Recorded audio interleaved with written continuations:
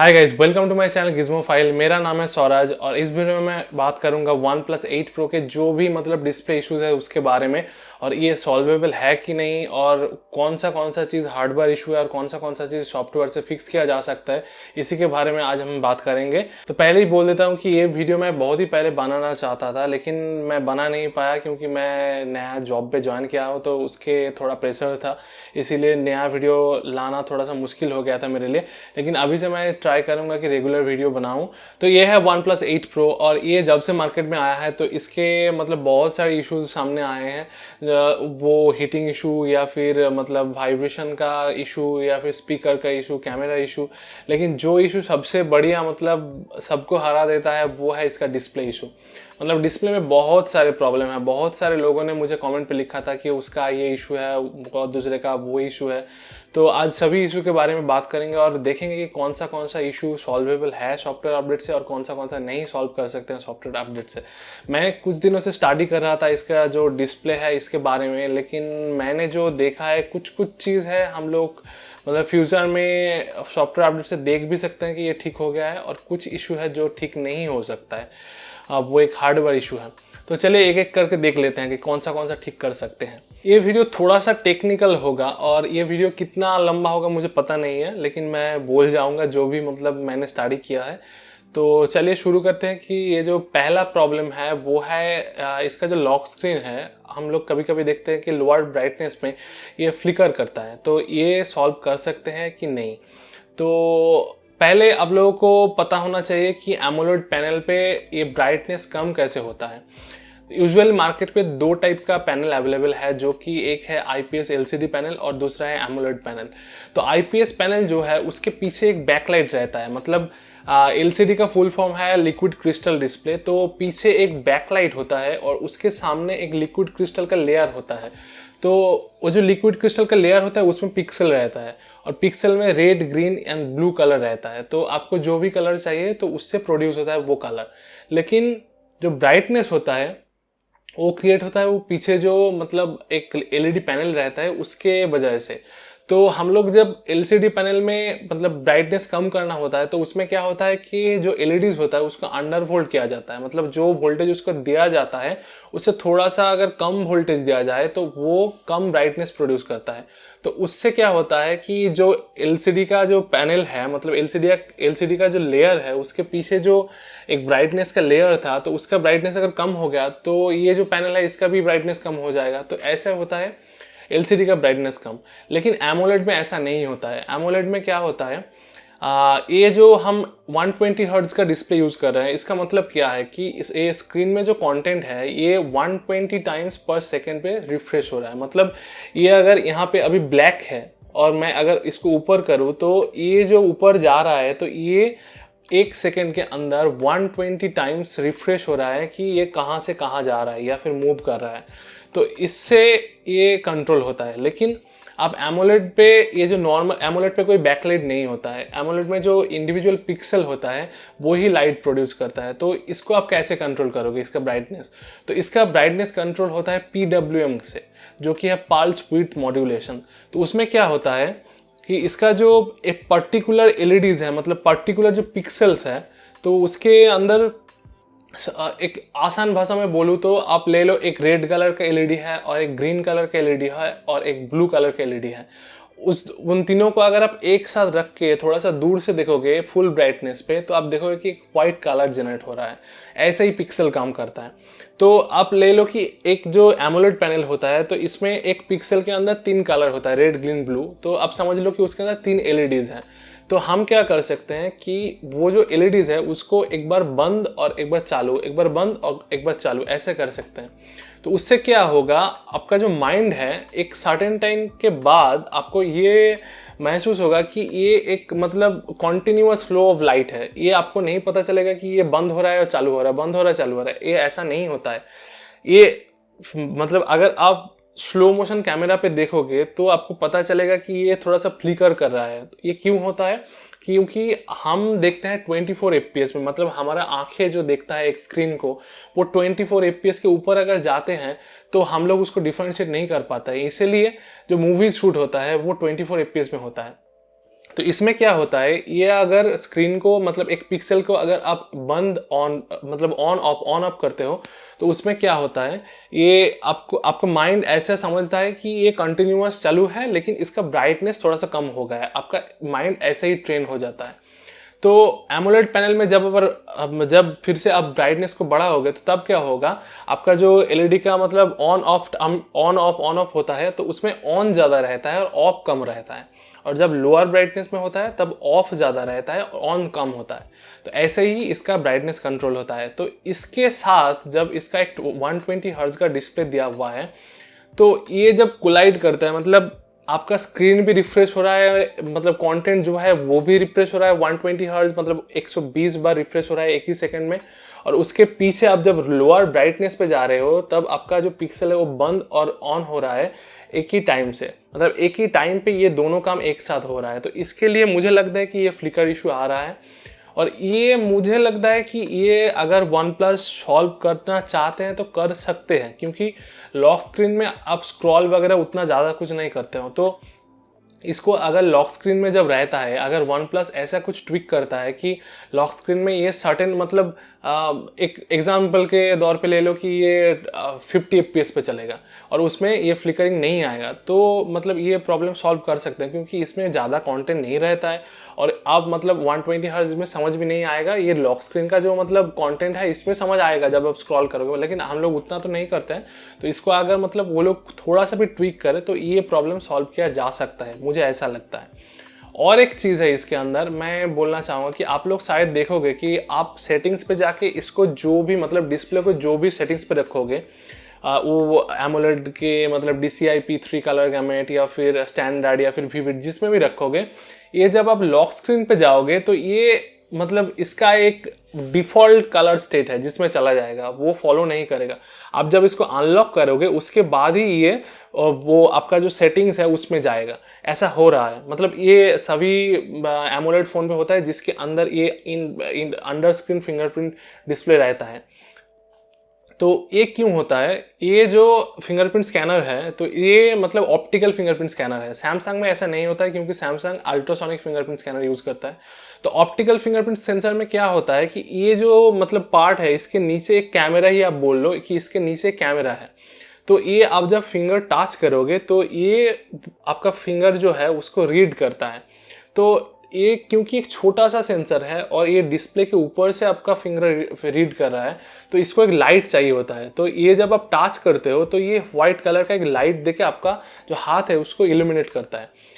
क्योंकि ये छोटा सा एक सेंसर है तो ये एक पर्टिकुलर लाइट पे ही चलता है। तो आप देखोगे कि आपका स्क्रीन का ब्राइटनेस अगर कम भी हो, ये पार्ट का ब्राइटनेस मतलब सेम ही रहता है। मतलब जहाँ पे आप फिंगर को टच कर रहे हो ये पार्ट का ब्राइटनेस एकदम परफेक्ट रहता है और इसका कलर भी नहीं चेंज होता है।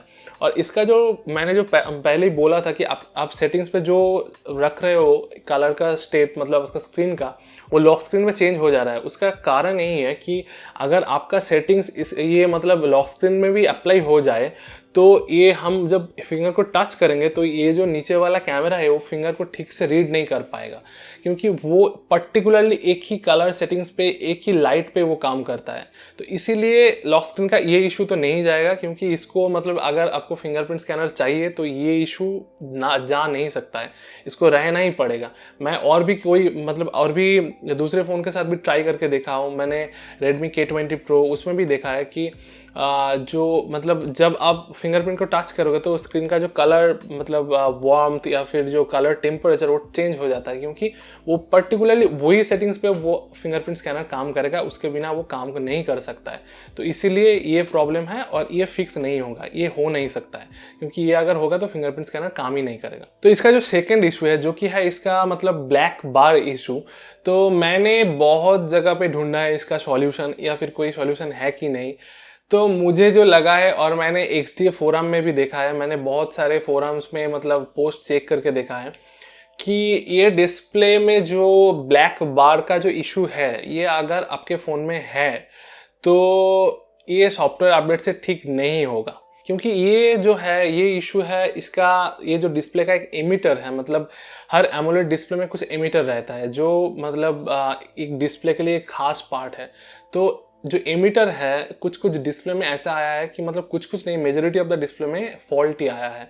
और मुझे लगा है कि ये जो एमिटर है ये तो एक हार्डवेयर है, ये आप ठीक नहीं कर सकते हो सॉफ्टवेयर अपडेट देके। आप क्या कर सकते हो, ये छुपाने के लिए कुछ कर सकते हो, मतलब यहाँ पे कलर कुछ अलग कर देना या फिर कलर में कुछ मतलब डाल के ऐसा कर देना कि वहाँ पे कुछ नहीं है, ये आप कर सकते हो। लेकिन जो फिजिकल मतलब हार्डवेयर इशू है उसको आप ठीक नहीं कर सकते हो। और इसका जो ये इशू है ये एक एमिटर की वजह से है। जिसके फ़ोन पे मतलब इशू नहीं है, जैसे कि मेरा पहला जो फ़ोन आया था उसमें बहुत सारा इशू था, इसलिए मैंने उसको रिफ़ंड कर दिया और इसके बाद मैंने ये फ़ोन लिया। तो फॉर्चुनेटली इसमें ये इशू नहीं है, क्योंकि ये एक हार्डवेयर इशू है। ये पर्टिकुलर कुछ पैनल के साथ हो रहा है, पर्टिकुलर कुछ मतलब मेजॉरिटी ऑफ द पैनल के साथ ही हो रहा है। मुझे पता नहीं वन प्लस क्यों इसको मतलब सॉल्व नहीं कर रहा है। और मुझे जो लगा है ये issue is not fixable through software update. इसको सॉफ्टवेयर अपडेट देके आप तभी ठीक कर सकते हो जब आप कस्टमर के साथ कुछ चुगलीबाजी कर रहे हो, उसके बिना ये ठीक नहीं हो सकता है। क्योंकि मतलब अगर वन प्लस ठीक करता है कि ये जो मतलब पार्ट है इसमें एक पर्टिकुलर कलर वो लोग अप्लाई करेंगे ओवर आप जो मतलब स्क्रीन पे देख रहे हैं उसके ऊपर, तभी ये ठीक हो सकता है। लेकिन इसके सिवा ये ठीक नहीं हो सकता है। ये जो पर्टिकुलर पार्ट है ये कैमरा कट आउट और जो एमीटर फॉल्टी है उसके वजह से ये प्रॉब्लम रहेगा ही रहेगा। इसमें कोई सॉल्व होने का चांस नहीं है, मुझे जो लगा है, मैंने स्टडी करके जो देखा है।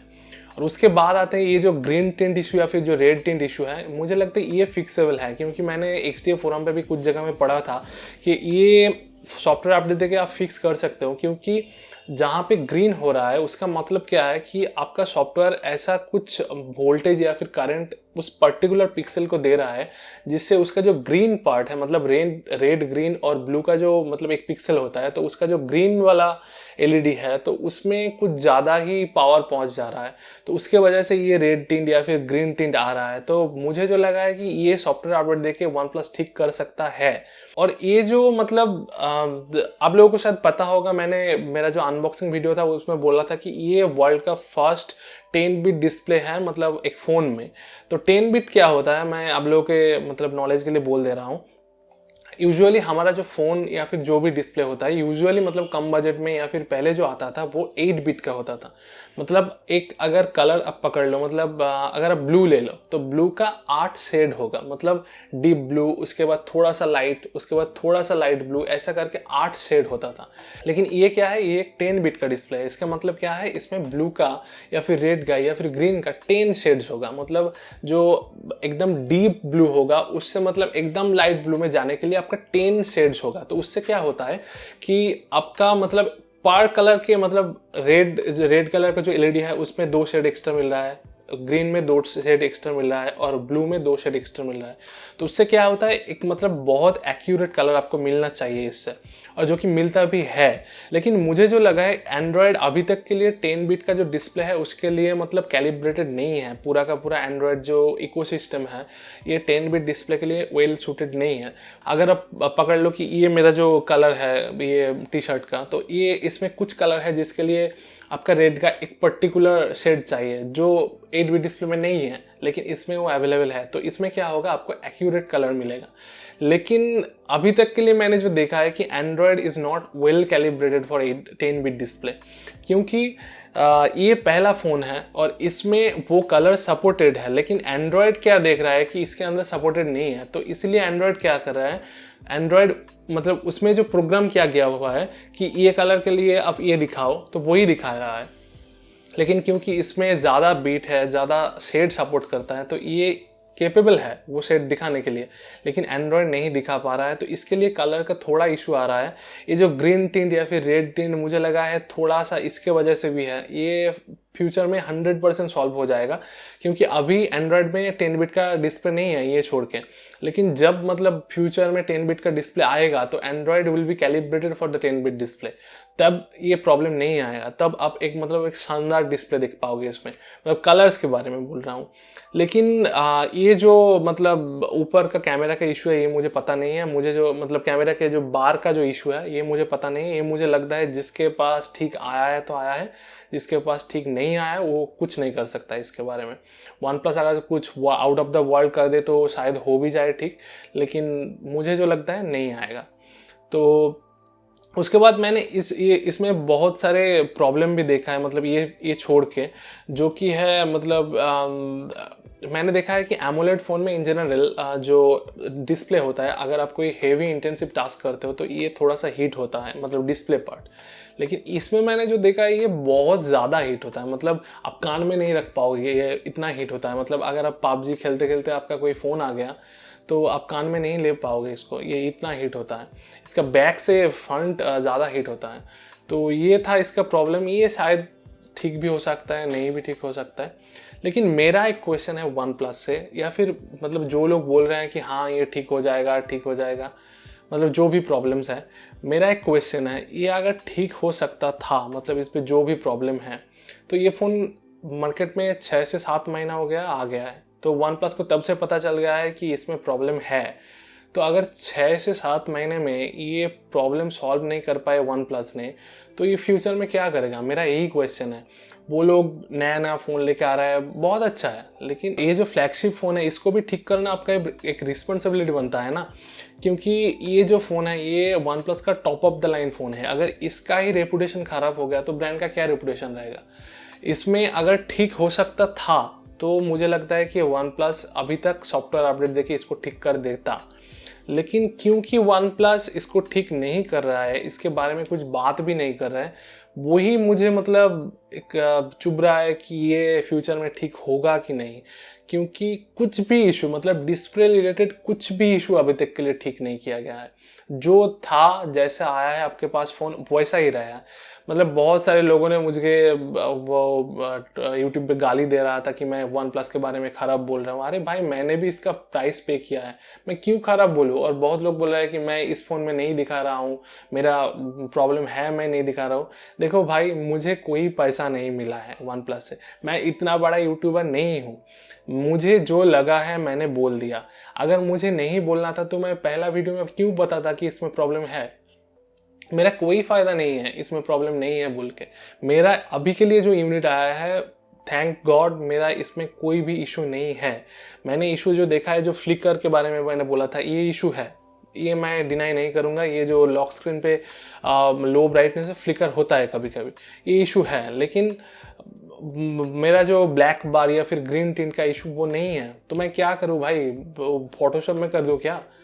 ये तो नहीं हो सकता है ना। और कुछ लोग बोल रहे थे कि डीसी डिमिंग ऑन करके देखने के लिए, तो मैं उन लोगों के लिए बोल दूं, डीसी डिमिंग एक टेक्नोलॉजी है जो कि पीडब्ल्यूएम से थोड़ा सा अलग है। मतलब डीसी डिमिंग जो टेक्नोलॉजी है, उस टेक्नोलॉजी से एलसीडी आईपीएस का जो डिस्प्ले है उसको चेंज किया, मतलब उसका ब्राइटनेस को चेंज किया जाता है। क्योंकि एलसीडी या फिर जो आईपीएस पैनल होता है उसके पीछे एक एलईडी का जो बैकलाइट पैनल रहता है ना, तो उसको अंडर होल्ड करके उसका ब्राइटनेस कम किया जाता है, उसी को कहते हैं डीसी डिमिंग। तो एमोलेड पैनल पे अगर आप डीसी डिमिंग को ज़्यादा देर तक ऑन करके रखोगे, मतलब अगर आप डीसी डिमिंग ऑन करके ही छोड़ दोगे, ये वैसे ही यूज़ करोगे, तो आपका जो डिस्प्ले है वो मतलब पर पिक्सल में आपका थोड़ा सा कम वोल्टेज जाएगा या फिर कम करंट जाएगा। तो उससे क्या होगा, आपका जो डिस्प्ले का पिक्सल है वो ठीक तरीके से काम नहीं कर पाएगा। तो कुछ दिन के बाद आप देखोगे कि इमेज रिटेंशन हो रहा है, बर्न इन हो जा रहा है। ये डीसी डिमिंग की वजह से होता है। डीसी डिमिंग उन लोगों के लिए है, मतलब जिन लोगों का एमोलेड पैनल से सर दुखता है। क्योंकि पीडब्ल्यूएम में क्या होता है, स्क्रीन ऑन ऑफ होता है, तो वो आपको आंखों में नहीं दिखेगा, लेकिन आपका माइंड, मतलब आंखों में दिखेगा लेकिन आपका माइंड डिफरेंशिएट उसको नहीं कर पाएगा। तो कुछ लोगों के साथ क्या होता है कि सर दर्द होता है उन लोगों का लो ब्राइटनेस में, क्योंकि तब बहुत ज़्यादा बार मतलब ऑन ऑफ होता है। क्योंकि हम लोगों का आंखें उतना ट्रेन नहीं है, तो उसके लिए कुछ लोगों को सर दर्द होता है, मतलब पीडब्ल्यूएम में जैसे चलता है एमोलेड पैनल। तो उन लोगों के लिए डीसी डिमिंग ऑप्शन है कि वो लोग अगर चाहे तो उस वक्त के लिए डीसी डिमिंग को ऑन कर सकते हैं। डीसी डिमिंग हर वक्त के लिए नहीं है भाई। डीसी डिमिंग से आपका जो मतलब एमोलेड पैनल है उसका पिक्सल बर्न इन होता है, और उसका जो इमेज रिटेंशन प्रॉब्लम इसी के लिए आता है। तो मेरा रिक्वेस्ट आप लोगों से यही रहेगा कि ये इशू भाई डीसी डिमिंग से सॉल्व नहीं होगा। ये डीसी डिमिंग आप लोग अगर नहीं चाहिए तो बंद करके रखो, वो आपके डिस्प्ले के लिए हार्मफुल है। ये मेरा सजेशन होगा आप लोगों से। और ये वीडियो देखने के लिए थैंक यू, और अगले वीक से रेगुलर वीडियो आते रहेगा। और अगर ये वीडियो आपको अच्छा लगा है, थोड़े से भी मतलब हेल्प किया है, तो एक लाइक कर देना और इस चैनल को सब्सक्राइब कीजिए। और वीडियो देखने के लिए थैंक यू।